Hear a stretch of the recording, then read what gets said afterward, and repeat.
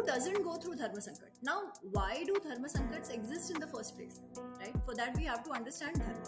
If we have to get the right lessons from Itihas, we must know Itihas for what it is. But because we don't go back and refer our original sources, the fiction becomes a fact for us. Now, that can be really dangerous. Sri Ram is one of the best warrior ever. I think that side of his is not spoken of largely. We think of Krishna as somebody very happy, always smiling, never upset, which is correct. But it was not as if he did not have problems in life, right? In fact, since the time he's gone, death is chasing him. Whoever we think of it as God or that power or that Shakti that is going to take care of us, it has taken care of us for so long, it will going forward, right? This eventually then leads to bhakti. What does Bhishma do? Bhishma tries to be politically correct. He says that the dharma, understanding this is very it's very difficult to understand dharma, so I don't have an answer for you. Okay, now is he wrong completely? He's actually not completely wrong. So my goal now is very simple: get our youngsters, especially the youngsters, get them excited about what is Indic darshan, what is Indic philosophy.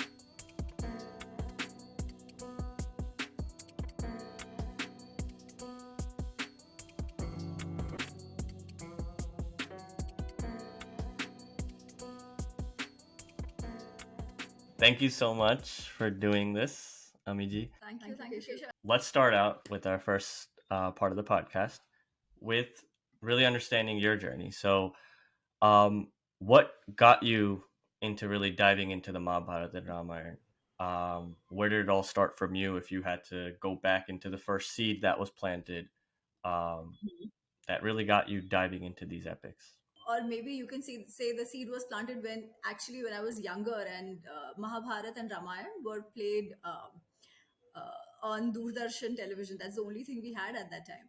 So yes, I was aware of the stories through that, but I think eventually getting back into the studying of the epics began because of my interest in yoga. So I'm a yoga practitioner. I am also a yoga instructor in yoga, but largely when I started, it was all about only asanas. Yeah, and I thought asana was all that there is to it. However, there are always these phases in life where you are made to question lots of things that are happening with you. And at that time, yoga came back to my life. So I used to do it as a kid. I had learned as a kid as a part of my gymnastics training. And then after like 10, 15 years, it came back because I had a back injury and I couldn't do much else. And also, that was a time where just, there are phases when everything that seems to be going wrong goes wrong.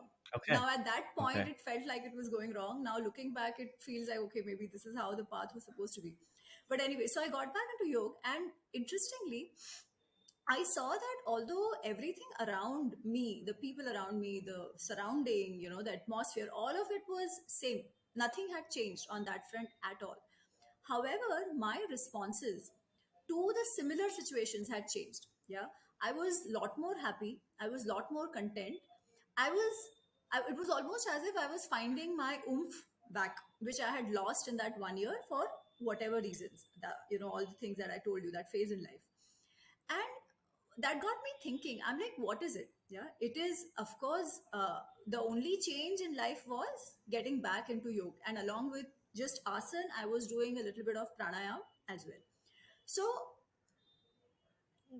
I started to ask myself that what is yoga all about then? Is it just the physical exercise? Because it seems like something more than that is happening. And I started to study the literature a little bit more. And even the literature, I would say it was not with the intention of studying the literature. It was more to say, okay, how do I get deeper into my asana practice? That is how it started. And I looked for Patanjali Yoga Sutra trying to find asanas. There was no asana in Patanjali Yoga Sutra. And I'm like, okay, this basically means my entire understanding of yoga is wrong. What I'm thinking, it's yoga, it's not yoga. And that's how then I started getting deeper, trying to understand what yoga was all about. That led to Bhagavad Gita. I had read Gita before as a youngster. And to be very honest, it just didn't make sense to me. Maybe just because of the way I was trying to read it. Yeah. But this time, along with the study for yoga, Bhagavad Gita came back, and this whole thing about Indic philosophy, Indic darshana, started getting me even more excited and interested. That was also the time when I had moved out of home. I was living in Hong Kong, so I had a lot more time. And uh, Keshav, you live in US, and maybe you've observed this as well. Indians, and it might be a stereotype, but we tend to react to situations in a certain way. And even if it is like a second or third generation person of Indian origin, yeah, not even born in India, in certain situations where, say, a German would not know what to do, like, they need lots of clear instructions what to do, what not to do. In that chaotic situation, Indians tend to thrive wherever they come from. And Right. I was observing all these reactions which we have to situations versus others. And I'm like, okay, why is this so? Then again, came across this book by Rajiv Malhotra called Being Different. And frankly, that is how the journey started. And then eventually, just long story short, Okay. I realized that if I want to understand ourselves better, if I want to understand the darshanas better, I need to start picking up a little bit of Sanskrit again. So that started. And during the same time, I had some discussion with friends who said things like, oh, Indic philosophy, it's all just gray. Yeah, there is no right, there is no wrong, everything goes. Mahabharata is also like that, Ramayana is also like that, our heroes are all flawed. And I'm like, can that really be? Because that, we call them dharma shastras. Is it that everything goes? Is that what Mhm. they're trying to tell us? And I'm like, okay, if I need to find an answer to that, I will have to go back to the original, because there's lots of stuff written on that, and lot of it is the imagination of the authors, even if well written. Yeah. So to find those answers, I started studying, and that studying eventually, by Krishna's grace, materialized into the book. The writing was never an intention. It was only studying. But yeah. Oh, really? Okay. Wow. No, but it's interesting you say the yoga stuff because as a journalist, I actually I did a piece about yoga in the 21st century in the Metropolitan. And it was my thesis. And in that study, I looked into both like the dichotomy of going to the traditional yoga, you know, lectures of, say, certain gurus or certain sanstha's or certain, you know, uh, traditional religious places. And then I also went to the Metropolitan and I saw studios that did all sorts of yoga or called it yoga. And trying to make sense of that was interesting, where you thought anyone would call anything yoga without understanding what the actual essence was.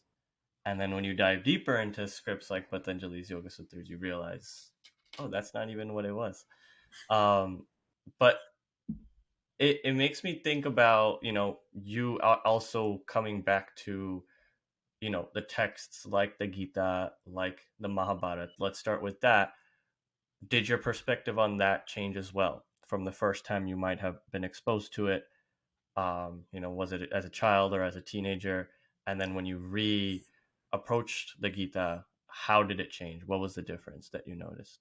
Oh my god, it was so significant because the first time I picked up a Gita and I started reading it was when I was 18. Yeah. Um, and I picked up an English version of it.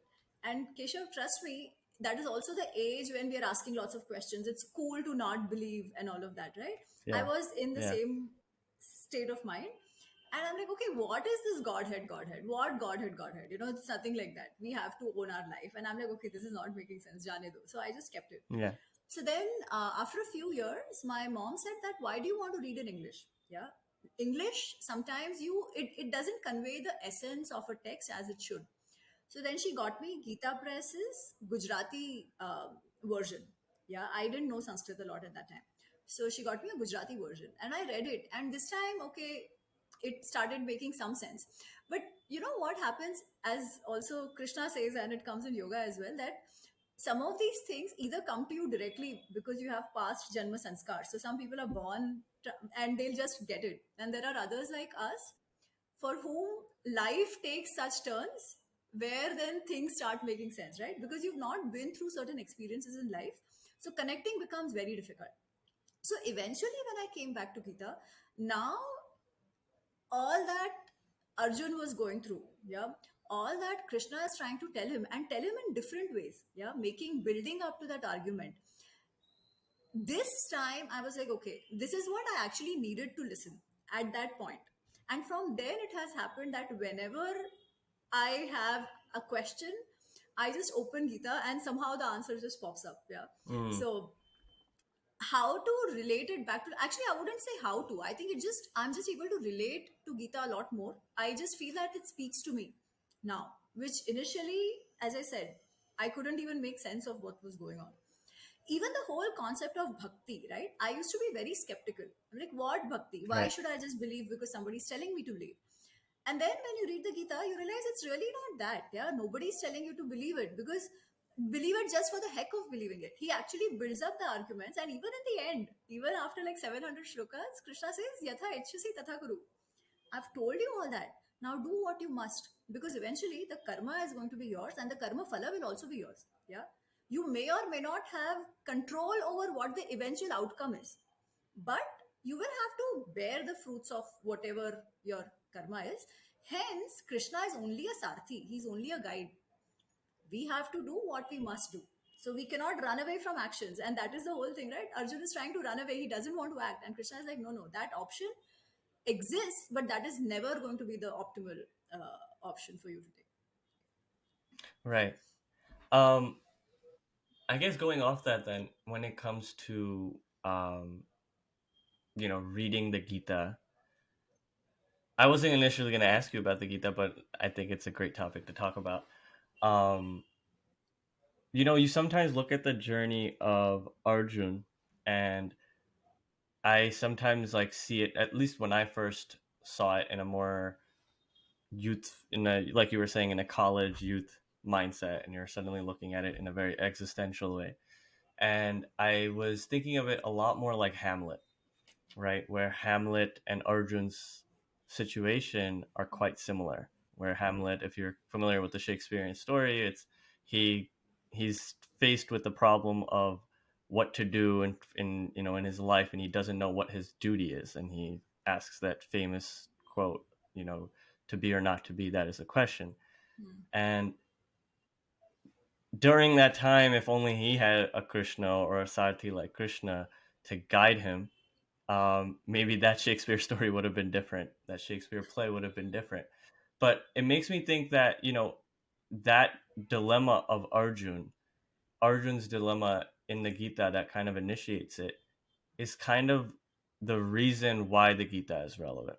As much as the philosophy of the Gita is relevant and what Krishna says is relevant, and it's always going to be the human, it's for any human being. Um, it's for any human being because of Arjun Vishad.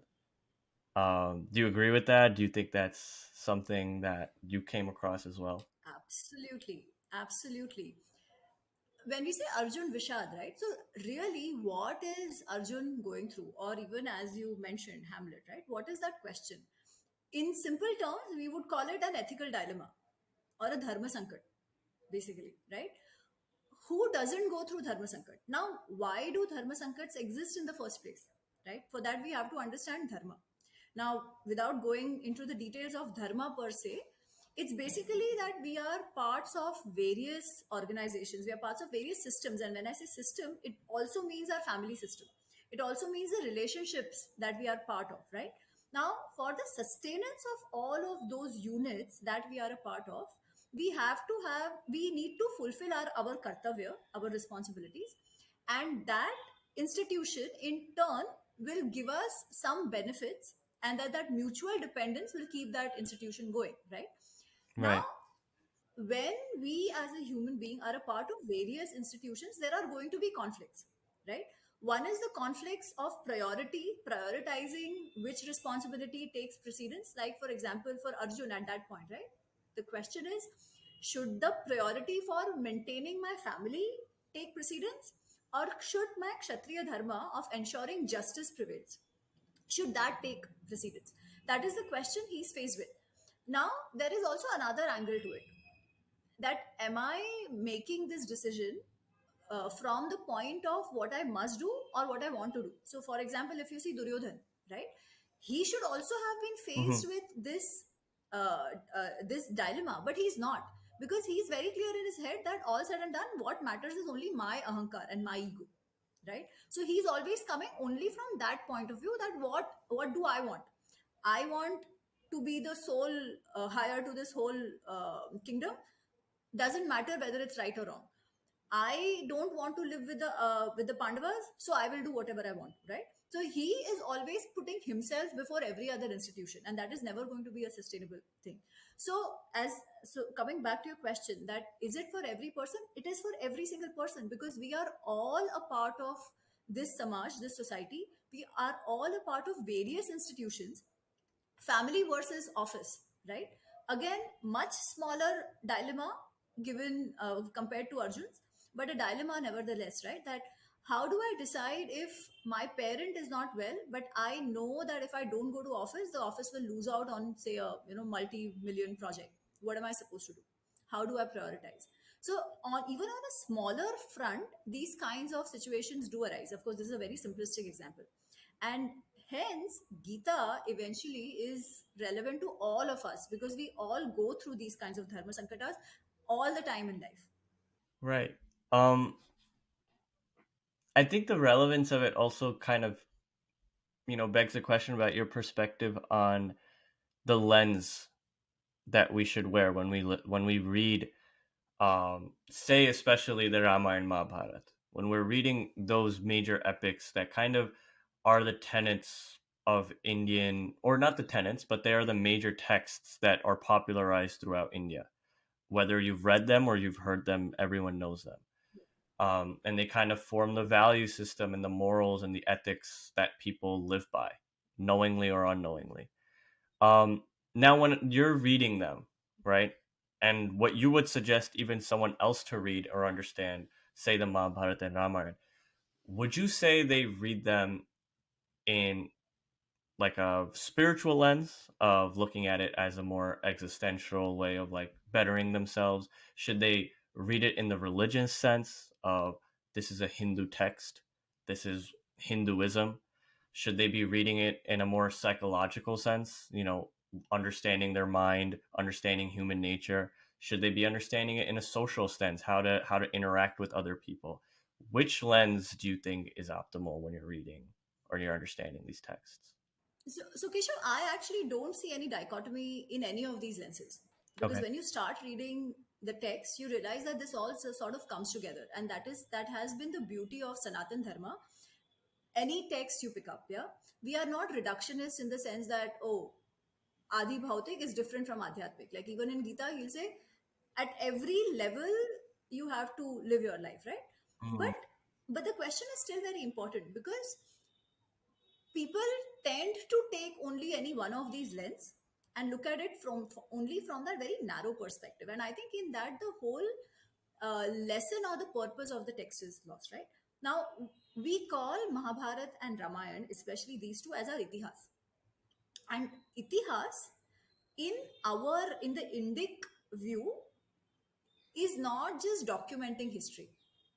It is more than that. So what it says is that itihas, so dharma artha kama mokshanam upadesham samanvitam, dharma artha kama moksha, yeah, these are the four pusha, the four goals of life that we must pursue. Right. Now this itself will take a long lecture, so I'm not getting deeper into that, but the four goals of life that we must pursue to live a fulfilling life. To give us the lesson of these purusharthas, we have itihas. And now, what is itihas? Purva vruttam kathayuktam. Something that happened in the past, but it has come to us in a katha format, in a story format, so that we can relate to it easily. But as I said, it has a purpose, and that purpose must not be lost. Now, how do we? So, dharma, artha, kama, moksha, that itself covers every lens that you're talking about, right? It is about your social lens, it is about your interpersonal lens, it is about moksha, so it's also about the spiritual, religious, adhyatmic lens. It is also about the dharmic lens. All of it comes together here. Now, how do we understand that to begin with? So I always give this example that in management institutes, you have this case study format of teaching, right? So there is theory and there is case study. What do the case studies do?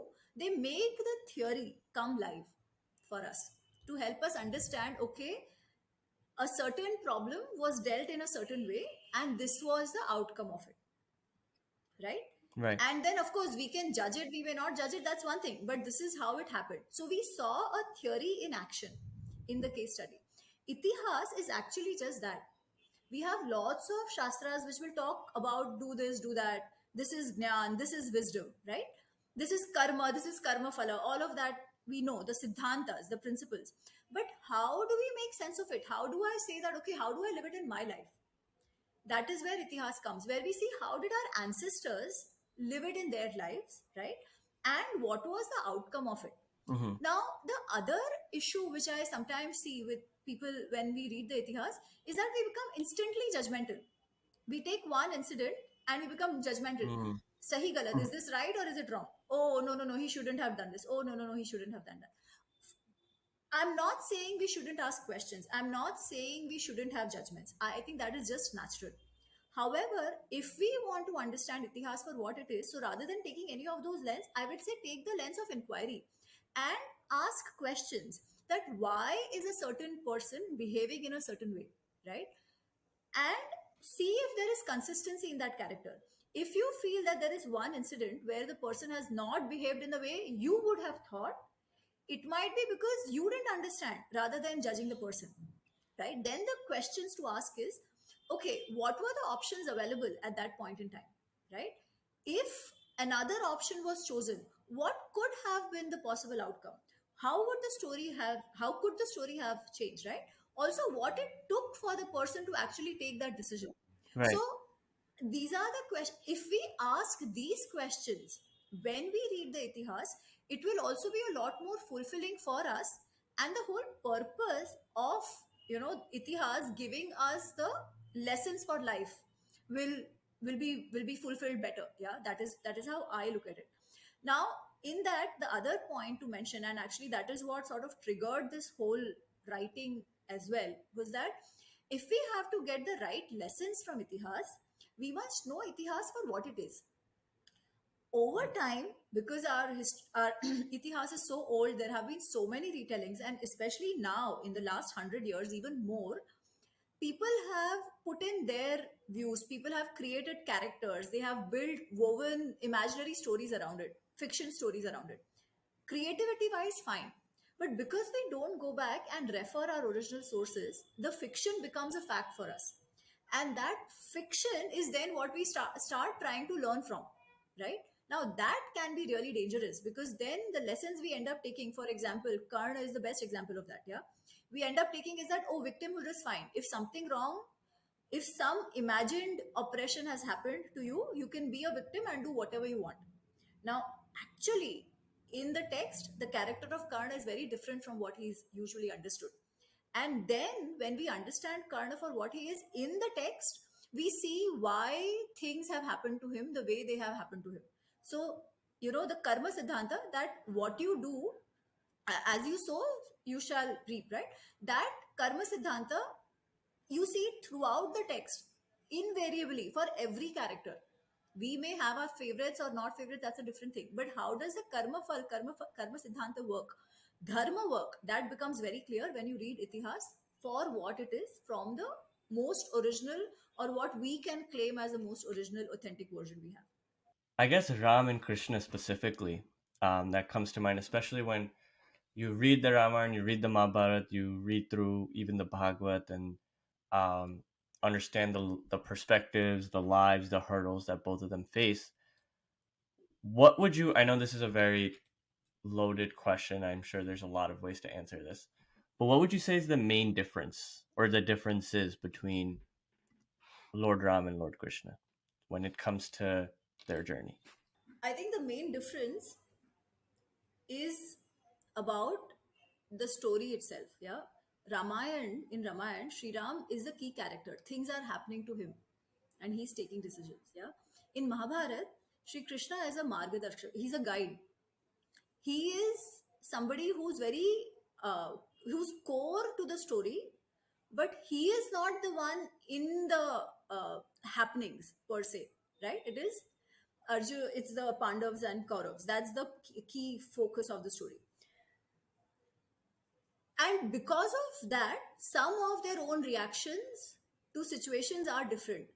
However, I think more often than not, the difference between them is amplified more than it should be, because both of them had a purpose, and the purpose for both of them was dharma sansthapan, establishing dharma, establishing justice, establishing nyaya in the society, right? And they did what they needed to in the context of their time, place, as it was required, right?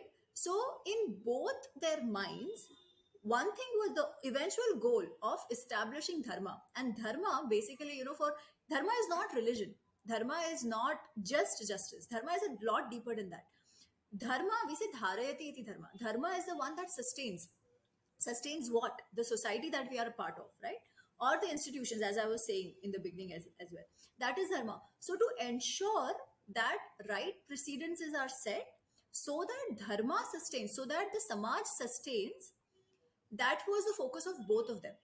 And for that, they did what they needed to do. Now, one big difference in their personalities, because at the end of the day, there are two different avatars, right? So the Right. personalities obviously will be different. Um, Krishna is a lot more,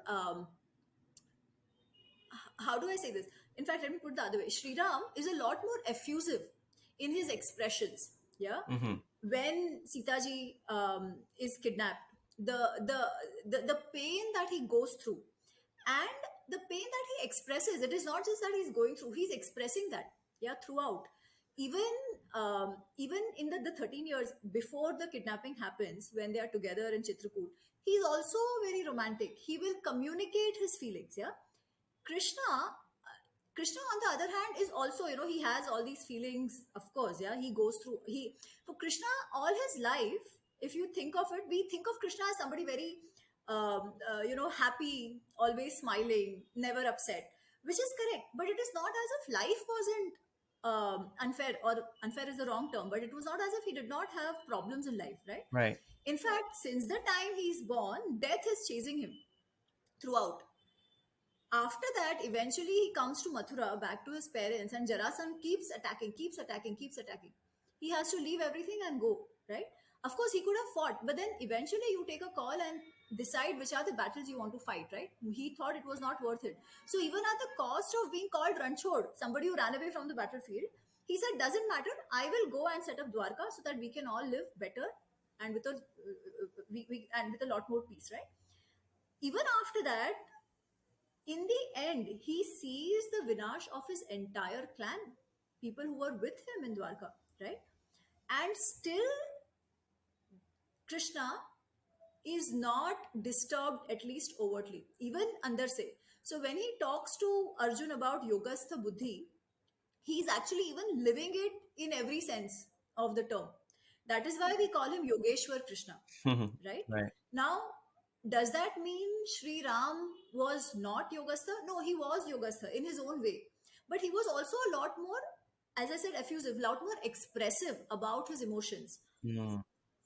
But in spite of that, whenever he had to take a decision, right? Whenever it came to making a decision, he was not driven by emotions, even if he felt it. He could separate the two out and say, okay, in this situation, whatever I feel is one thing, but what is the right thing to do that will have longer term repercussions? I will do that. That itself is a big thing, right? We can't do that. We cannot pull ourselves out of that situation and say, whatever I feel or I don't feel, irrespective of that emotion, I will do what is right for Dharma Sansthapan. So, in that, they are both similar. In terms of expression, they are a little different. Usually, what we are told is uh, Ram is Maryada Purushottam. So, he's Maryada Purushottam in this way, that he can keep his emotions out when he needs to make a decision, but it's not as if he doesn't have emotions. And Krishna, of course, is Yogeshwar.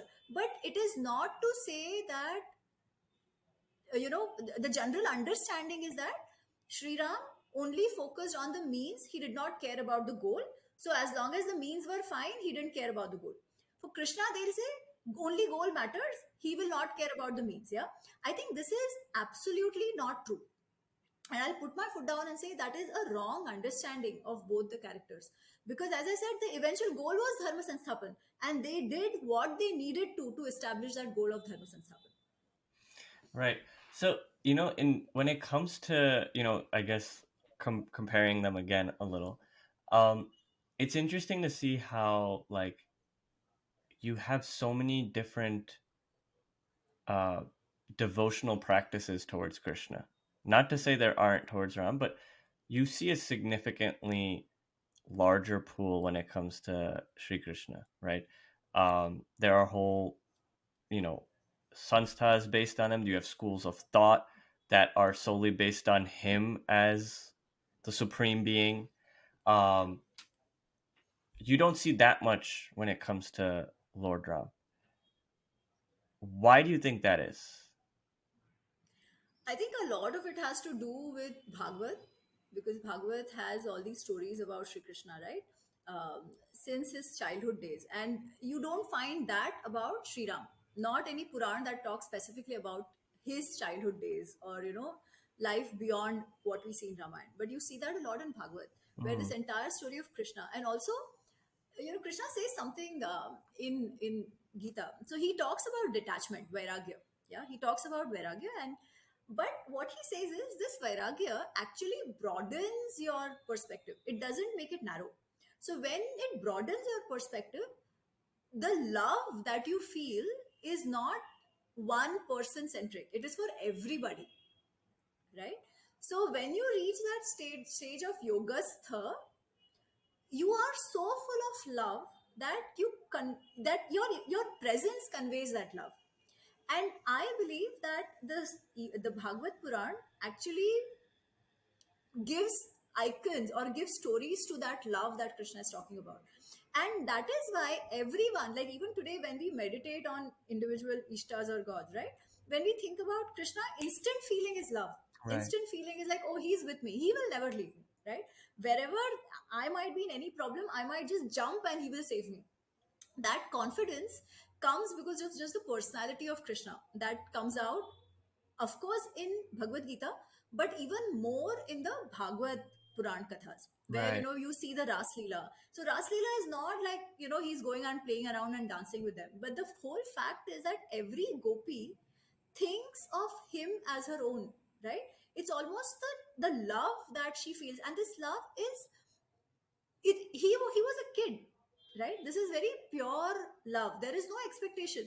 It is just there. It is the shraddha bhav with which people look at Krishna, because there is this sense that he will be there, as I said, like, and I feel the same. I feel like when things are not in my control, I'll be like, Krishna, you made it happen, now you will see me through it. It's nothing is mine, you take care of it. Right. And more often than not, it just happens. Now I don't know how. Yeah, I think that is why there are a lot more sanstha's also with respect to Krishna.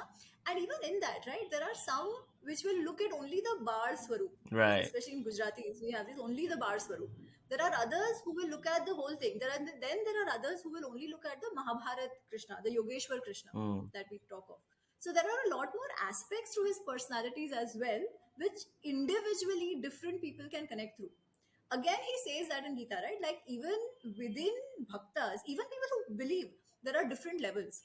And somehow Krishna, just because of his personality, is available to every level of bhakta. Maybe that is what creates the larger connect. Though I would say that even for Sri Ram, especially that connect is there. I understand what you mean, Krishna, maybe more in terms of institutions as well. But even with Sri Ram, that is there. And the reason for that is, unlike Krishna, right? Because to be able to take that pain of having to fight with death all your life, yeah. to be able to see your entire clan perish is not easy. To be that is absolutely not easy. But when we look at the life of Sri Ram, it is a lot more relatable.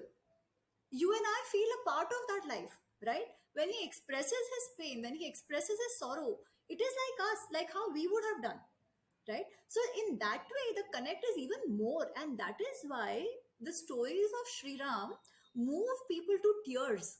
Unlike Krishna, which is all just, laugh and dance and fun and stuff, which is quite interesting because Krishna's life is not really all fun from that perspective. So Um, that's a really interesting perspective to that. I've heard this quote, and I want to know if you agree with it or how you interpret it.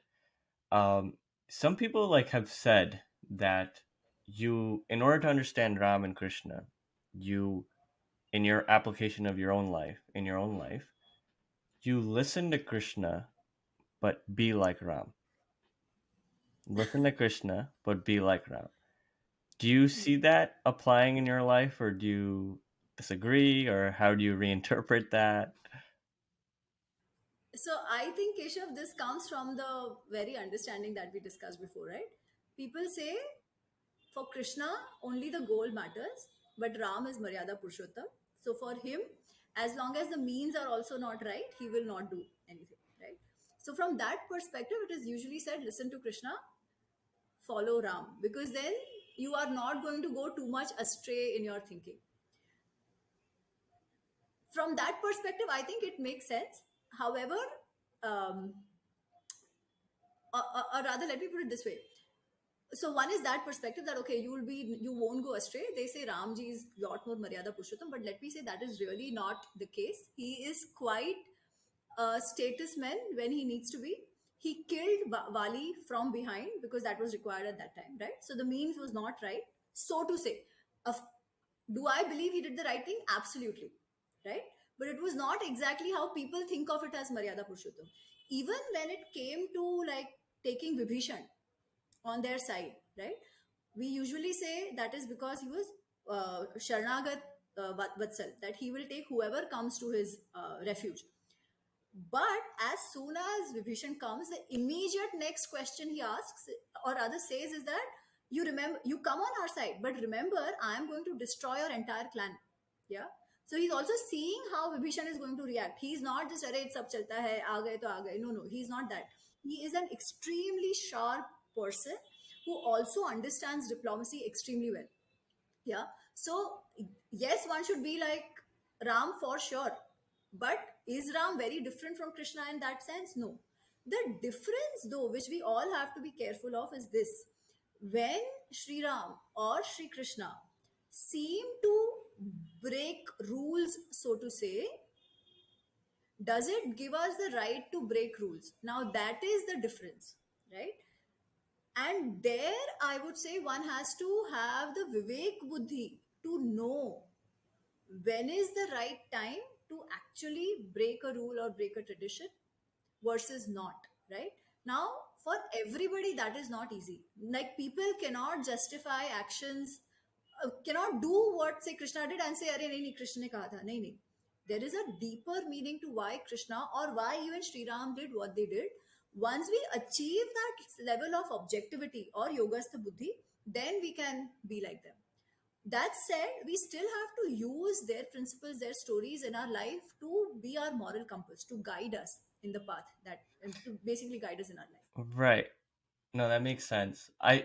The thing is though, when it comes to what you just said at the end about Krishna, right? Where we can't easily say that I'm going to do exactly everything he did because I know I'm right. Um it's hard to say that because in a lot of ways you look at his life, he did a lot of things that could be considered at the surface level wrong, right? If I were just to look at it surface level, he lied. Yes. He plays games. He breaks the rules. But the reasoning behind why it was right to do was because it was always on the side of dharma, or he was always doing it in a more for the Keshav, let me add a point there. sure. It is not also just because of the side, yeah? Yeah, He breaks, so to say, a surface level rule only and only after exhausting every other path. It is not the first thing that he does, it is the last thing that he does. right. No, that makes Yeah. sense. So the reason I say that is right. Like for instance, and I'm getting probably more specific on one particular parts of the Mahabharata or the war. we see him telling Arjun, right, when Karna has his wheel stuck in the middle of the battle between Karna and Arjun. And Karna comes down and he says, "Hey, you have to wait for me because that's just the appropriate thing to do." And Krishna's response to that is, "No, you break the rule, or you kill him because of what he did to your Hmm. son, or because of all the rules that he's always been okay with that were broken by Duryodhan."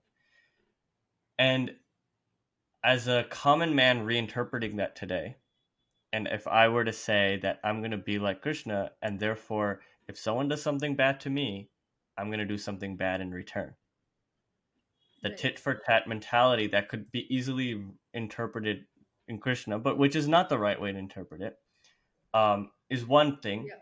And then the other thing is also the fact, right? That's the fact that he was purely selfless. There was not an inch of selfishness or ego in his intentions, that he was always doing it for the right reasons. He was, like you said, exhausted all other options, the proper sattvic options, before he went to this option of war.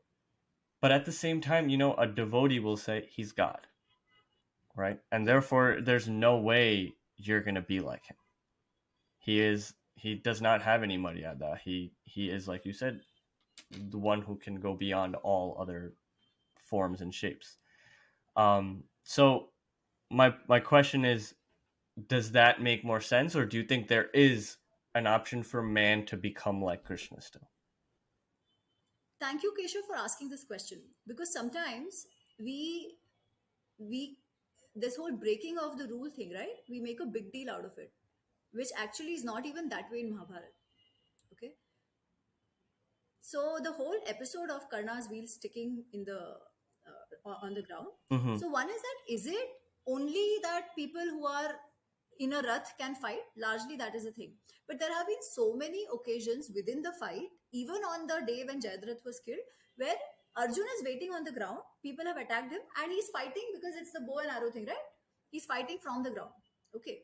Even in this case, Karna did not need to stop fighting. He was very well fighting, and he was fighting from the ground as well. When he saw Arjun take out that astra, and he knew that, and he couldn't remember the Brahmastra which Parshuram ji had taught him, right? He couldn't remember that, so he was very flustered because of that. Mm. There was no need for him to get off and trying to remove his wheel at that time. There was absolutely no need. Okay, but he does it. Why?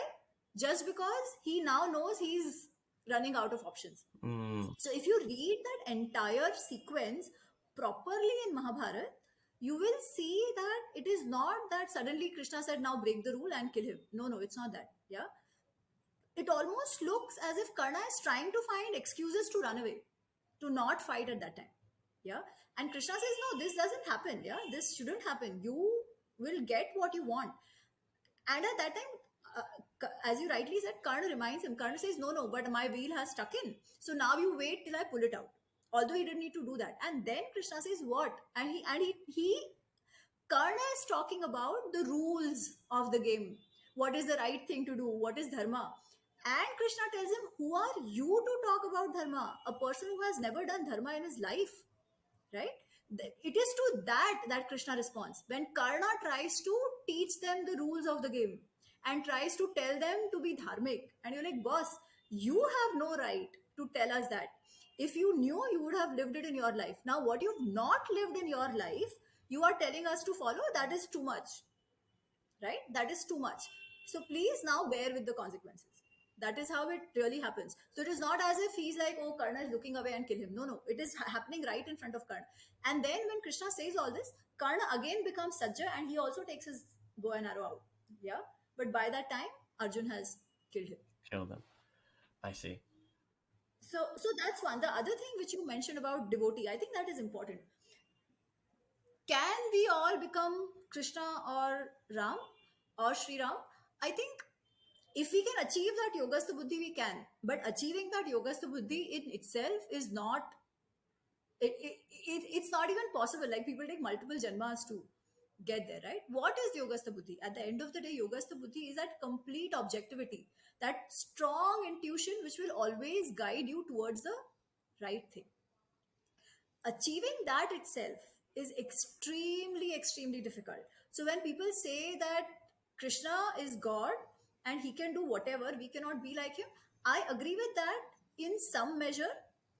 But to just say that he did it because he's God and I don't have to care about it, I feel like that is mental laziness, right? Because he did something to set an example for us. We at least need to try, we at least need to make an effort to follow his example, rather than saying, Are Bhagwan hai to kar sakta hai, nothing for me. Yeah, then that is basically saying he did what he did, I will just do puja and that's it. Yeah, no, no. If we cannot bring the lessons that they left for us in life, then that Shraddha is also only half-hearted. Right. Do you yourself, when coming back to you and your perspective, and your application, do you see, say, Lord Krishna in this perspective? Do you see him a man who, lived by these principles, who acted purely selflessly, who supported and guided all of mankind in understanding how to live life? Or do you see him in the light of God and the higher being that I must be devotional to and listen to, still follow, but I don't see him as a man of application, but I see him as a God who guided. I again don't see any dichotomy in the two, and I can very well live with both of these being true. Yeah. Again, going back to Gita, because Keshav, you also are well versed in it. In the Vibhuti Yoga, Krishna says something. Arjun asks him that, okay, you've told me that, you're God and I should, trust you and believe you and all of that. But how do I meditate on you? How do I make sense of you? Right? And Krishna gives so many examples to say that in this group of things, the most excellent, yeah, the most utkrishta, where you see that kind of excellence, see me, right? So he's saying that. He's saying in basically saying in all the Pandavas, think of me as Arjun. In all the Vrishnis, think of me as Vasudev. In all warriors, think of me, people with arms, think of me as Ram. Because Sri Ram is one of the best warrior ever. I think that side of his is not spoken of often, but that he is, and he's one of the best warriors who was found in our epics. Yeah. So that also he says. So he basically says divinity. Divinity is that which is the most excellent. Wherever you see that excellence, that radiance, that luster, think of it as me, think of it as divinity, right? So in that sense, who is Krishna? He is the one who is the most excellent amongst all of us, right? And that is why we consider him to be an avatar purush. Being him is not easy, but dismissing what he does, thinking that he's God and not learning from him, is not right. We can all strive for excellence. We can absolutely strive for excellence. And the whole bhakti part, right, that comes from the philosophy where then eventually Krishna explains that all said and done, karma, while you must do your karma, there is no running away from your karma at all. The karma phala depends on more things than just your intention and action, right? And in the 18th chapter he explains that. He says there are five things: the karta, the doer, the instruments that the doer uses, the entire substratum on which that work is happening, the various processes and actions followed. But he said beyond that, there is what in normal project management we'd call the risk factor, or in mathematics we'll call the probability factor, right? He says that is daivat. That is that factor where we say the hand of God, which will eventually determine the outcome. Now, what he is saying is let that outcome not be good or bad. That outcome is an outcome. Accept it because you don't know what life has in store for you. So don't cry if it doesn't happen. Accept it as the prasad of Bhagwan because you don't know what else is going to happen. Now, that is what then gives that bhakti, right? That we must do what we must, and eventually, whoever we think of it as God or that power or that Shakti, that is going to take care of us. It has taken care of us for so long. It will going forward, right? This eventually then leads to bhakti, not without doing anything, not without trying to improve our lives. No, that all has to happen. That is the whole purpose of Avatar Purush as well, right? To teach us those lessons of life. But with that bhakti, that eventually I can, I will do what I must do without getting scared of the repercussions, without being afraid. Do the right thing, and something out there is there to take care of me. Hmm. So eventually, that philosophy will eventually lead to bhakti and shraddha. That's what I think. Of course, again, everybody's path is different, but a little bit on how this journey has been to for me.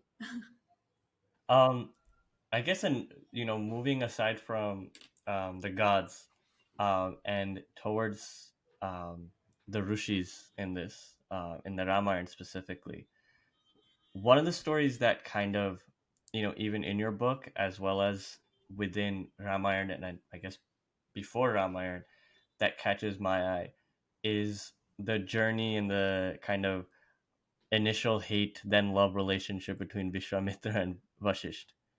Um, and it's very interesting to see how like two giants that of the culture as well as of the text itself um, had a very different ideologies and had almost a hatred relationship. What do you learn from that, and what was your takeaway? Keshav, this links back to the previous question, right? Vishwamitra didn't start off being Vishwamitra. He started off as a king who was Kaushik. But eventually, through his own tapasya, and what was that tapasya all about? Gaining control over every indriya of his, gaining control over his senses. What did that gaining control over the senses mean? Eventually, he reached that yogastha buddhi where the hatred itself went away. Although he started off trying to prove to Vashisht, right? So I'm guessing everybody has some idea of the story that Rishi Vashisht was always a rishi, and Kaushik was a raja. He was a king, and once he was Vashisht hosted him, and when in that ashram, Vishwamitra sees Shabala, which is Vashishji's cow, and he wants that cow.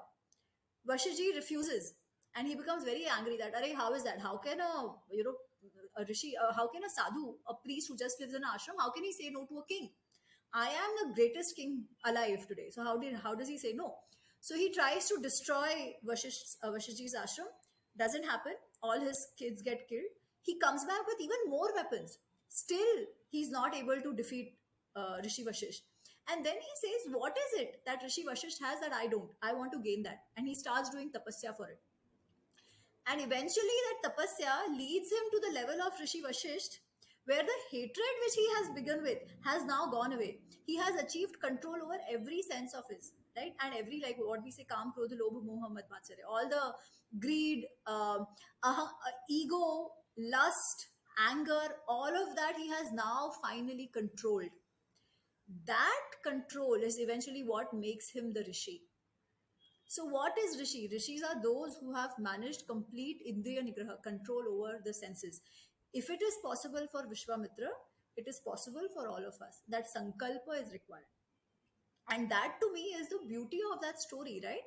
That there is always a chance to improve yourself. There is always a chance, at least in our Sanskriti, that will say, even if you've made a mistake, it is not the end of the world.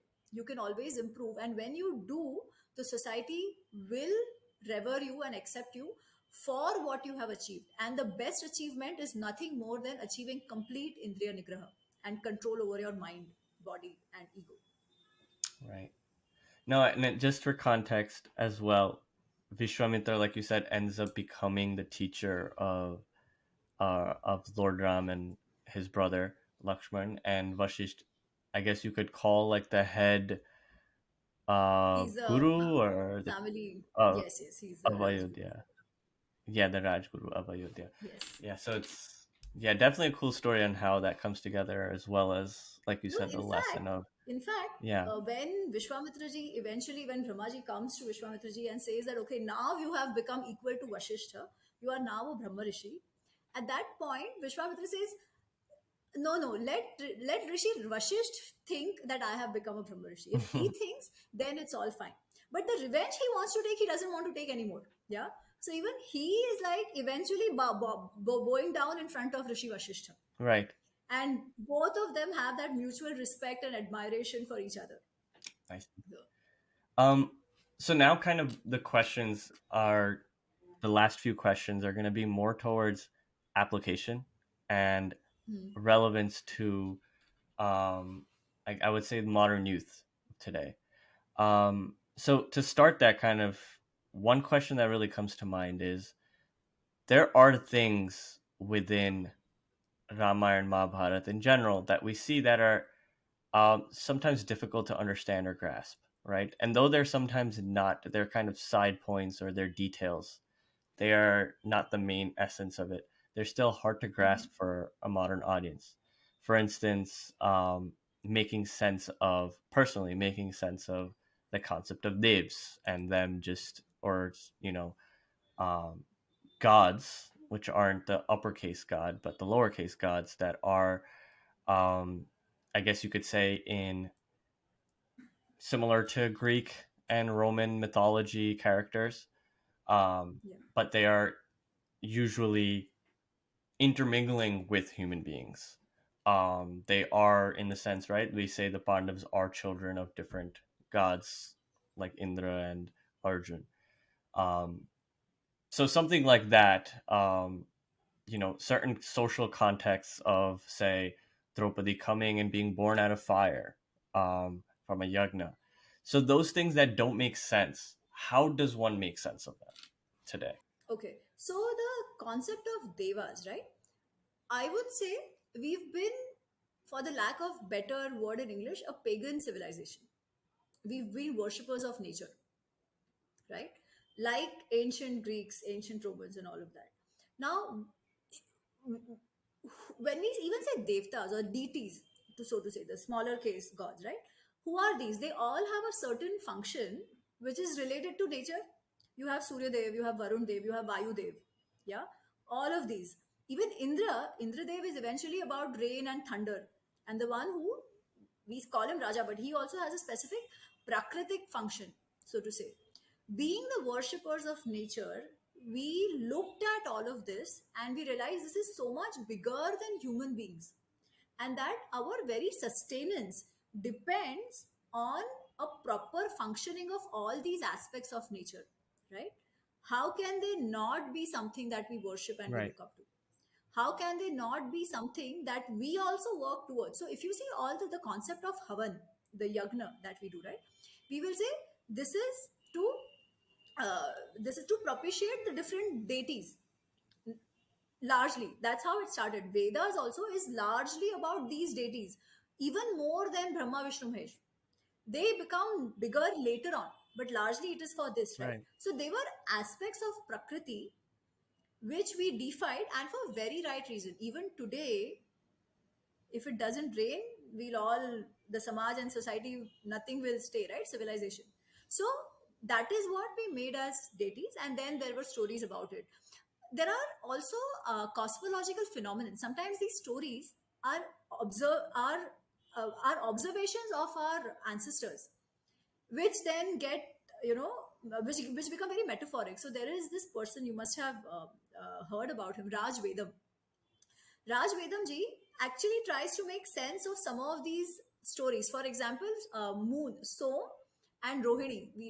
Rohini is a nakshatra, and we are told that Moon was in love with Rohini of Chandra the and 27 Rohini. wives he had. Yeah. And he actually explains what is that cosmological phenomenon behind this story, like why has it come to be understood the way it is. Yeah, and he basically does some data mapping around it. So a lot of stories which we know today, which we think we can't make sense of, are also such observations. The link has been lost for whatever reason. Yeah, but to make sense of gods is basically thinking of them as our prakriti, the aspects of prakriti which are making the world go around. The other stories, right? I don't think I have the perfect answer to it, because individually we will all make different, I mean, it might mean differently to different person. This example that you mentioned about Draupadi, right? coming out of fire, what the way I see it is that one, she was not born to Drupad. ठीक है? That much we can make sense of, that she was not born to Drupad. Maybe she and her brother were adopted from somewhere or gotten in a way, but they did not want to uh, keep track of who they came from. One is that, right? Because niyog as a system has been allowed in our Sanskriti. What is niyog? Niyog is that when a couple cannot have a child, the husband can still request the wife to cohabitate with some other man only and only for the purpose of having a kid. Because praja, the sustenance of the society, also depended on having kids, right? On having people, like having, how would the society work if there was no procreation happening? So for the sake of praja, for the sake of children, this was allowed when a man was not capable of conceiving directly, yeah, which they called niyog, and there were rules around it. Now, the children born out of those niyog were legally the husband's kid, not through the one that they were born. Okay. Okay. Like we have seen in the case of Pandavas, all Pandavas are through what we call niyog, right? Now, first, now let me just link the two. So, even for Draupadi, they say that Drupad conducted a yagna, and through that yagna, Draupadi and Drishtadyumna came out.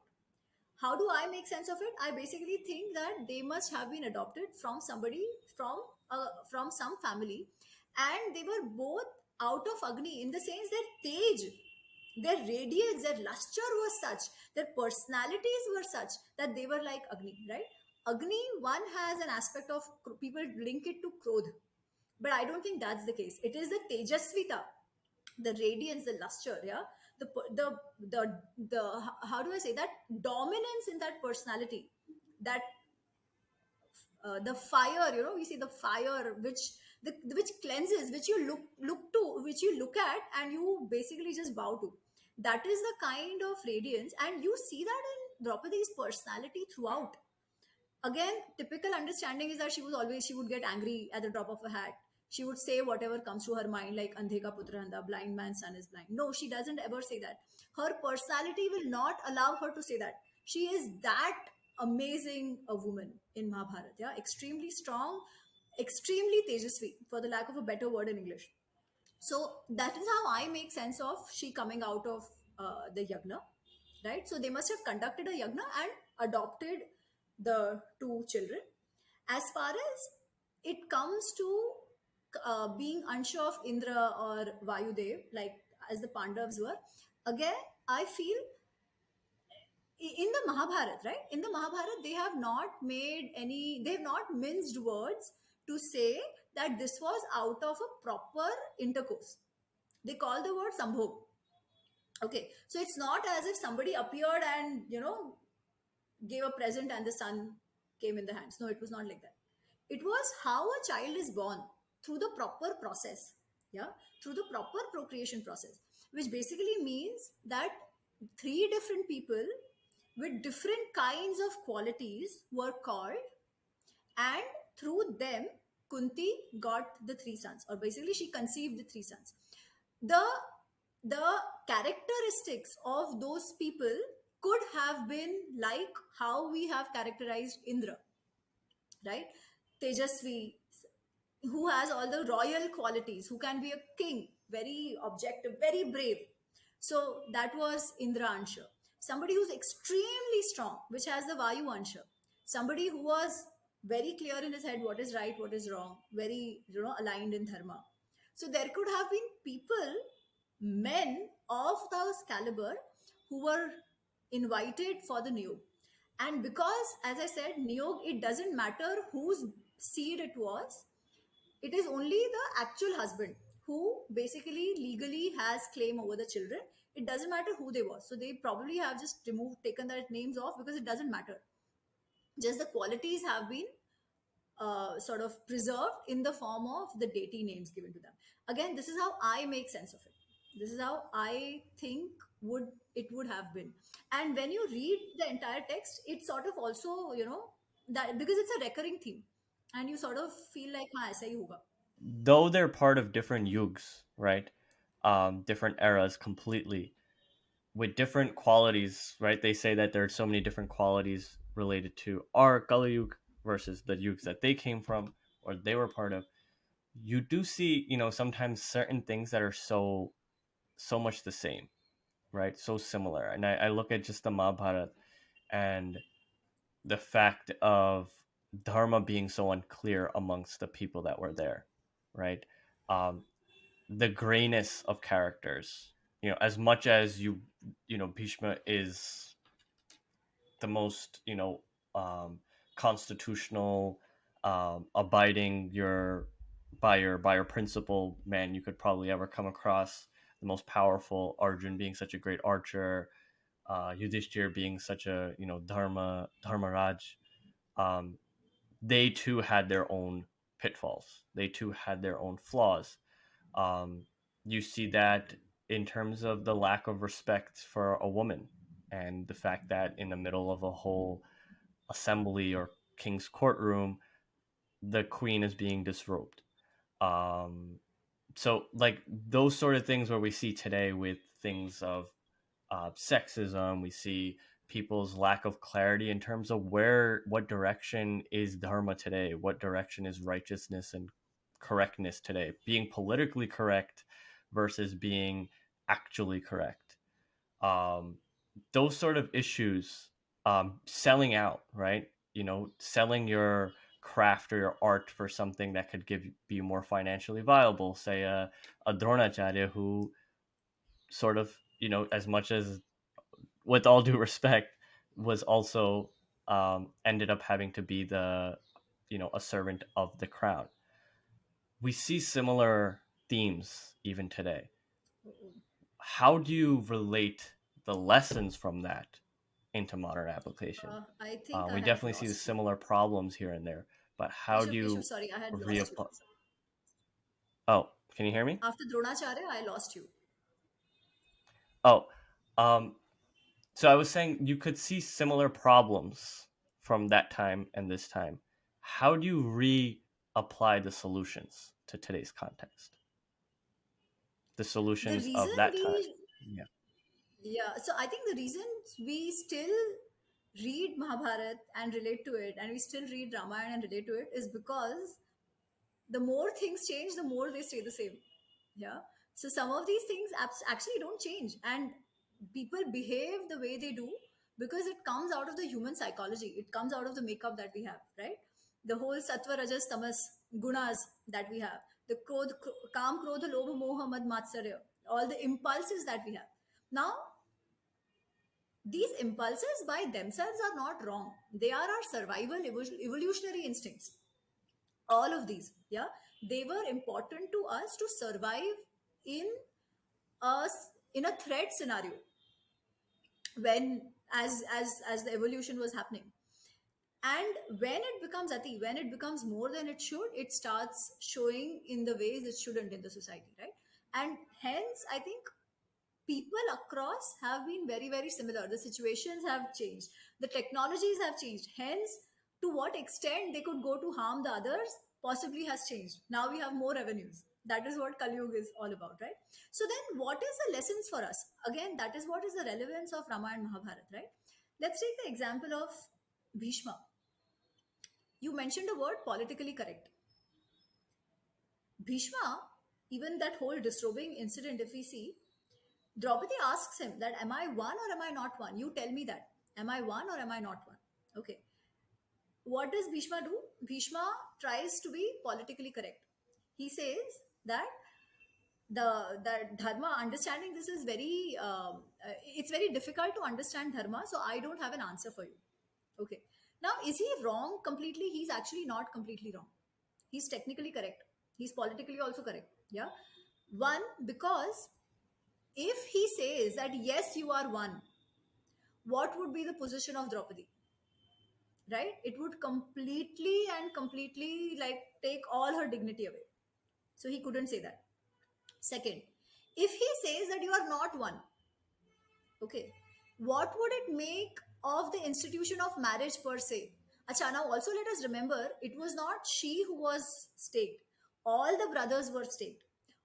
It was not just about, let us not bring in the whole woman angle here, because she was staked after every other brother was staked. And even after that, actually, when Yudhishthir says, now I have nothing more to stake, and Shakuni is the one who says, no, no, you have a wife, you still have a chance to win if you stake her. That is one chance you have. So given that, desperation of the situation, Yudhishthir goes in and stakes her, and then eventually, thanks to Karna, the whole disrobing thing happens. The idea is his, right? But anyway, so if at that point Bhishma says that you have not been one, he has no right to stake you, then the whole institution of marriage, what does it mean? Can she now go out and marry any other guy? It could very well mean that, right? But what would it do to the institution of marriage? So from that perspective also, he's not technically wrong in saying that there is a very difficult situation to make sense of, right? But but as the patriarch of the Kuru family, he at that point did not need to get into political or technical correctness. He could have just stood up and said, stop this nonsense right now, or you will see my wrath. He could have done that, which he didn't, right? Now, why did he not do that? Because of how he saw himself. He saw himself as an employee of Dashrath. So he was doing his employee dharma rather than the patriarch dharma. So again, there is a dharma sankat here. Should he behave like the elder of the kutumba, of the family, or just relegate himself to being an employee of the throne? Right? Again, it goes back to how do we start managing our different kinds of dharma sankatas, and how do we start managing our impulses. Basically, for others it is just the impulse, right? The ahankar, the jealousy that they have. So this these are the same reasons which drive our actions today as well. Absolutely, either it's one of these, it's greed, lust, uh, anger, jealousy, ahankar. Okay, either this is where we are operating from, or we are genuinely confused about which affiliation of ours should take precedence at Mm, what point in time, right? which dharma? Yeah. Or Which yeah. dharma should we follow? And that's where then the lessons of the itihasas come, right? That is where Gita comes in, where Krishna is explaining in detail what should be the approach to decision making. Mm, And none of it can happen unless and until we discipline our mind, body, and senses. That is the key to it all. There is really no other way. In fact, Arjun asks this to Krishna. When Krishna is telling him that, Array, you don't go into all these arguments, have a clear mind, have control over your mind, and do what you must. And Arjun says, Chanchalahi Mana Krishna, you're telling me control your mind. If if I have controlled my mind, then to no problem only, no. But controlling mind itself is very difficult. It is like trying to hold the wind. You can't hold the wind. And Krishna says, you're right. You are right. Controlling the mind is very difficult, but it can happen. How? Abhyasa. Abhyasena tu kaunteya. Vairagyena chu grahete. Only through abhyas and some sort of detachment. But practice, practice, practice. Disciplining needs to happen if we want to take proper decisions even in our lives in today's scenario as well.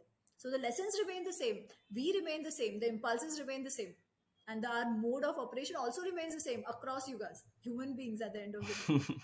humans stay humans.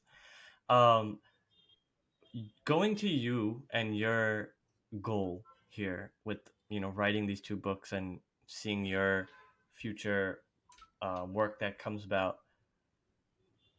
What is your goal? What is your hope when you write these two books, especially? What do you hope? What is your goal? Or is it yeah, what is it? So, as I told you, right, the intention was to understand, not to write the book. But eventually, when I started writing, the idea was very simple. These texts have a lesson of life for us, and they have to be understood in the way in the way our rishis have told us. Yeah. So one was that. The second smaller reason was that, especially in India, Keshav, and I think largely even globally, we've seen this happening in UK, we've seen this happening in US as well, that In on one side, our texts will be called mythology, as if we never have a history, right? However, when it is convenient, certain aspects will be picked up and thrown on our head, telling us that you've always been a casteist society, you've always been a misogynist society, and stuff like that, right?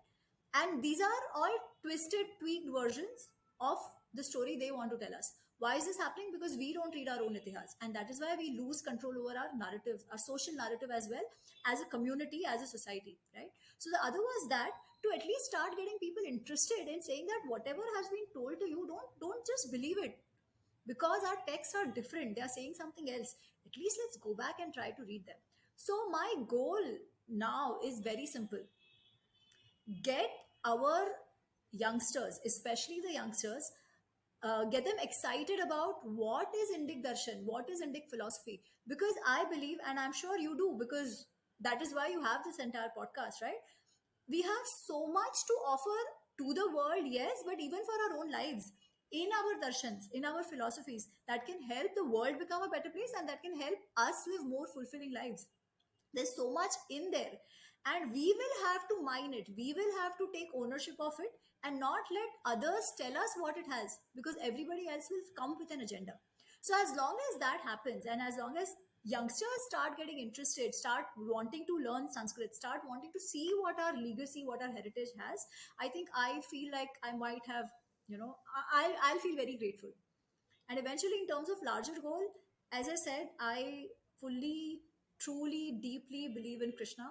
I was not planning to do what has happened. He made me a nimitta, and wherever else he leads me, I will go. So it's all on him. That's beautiful.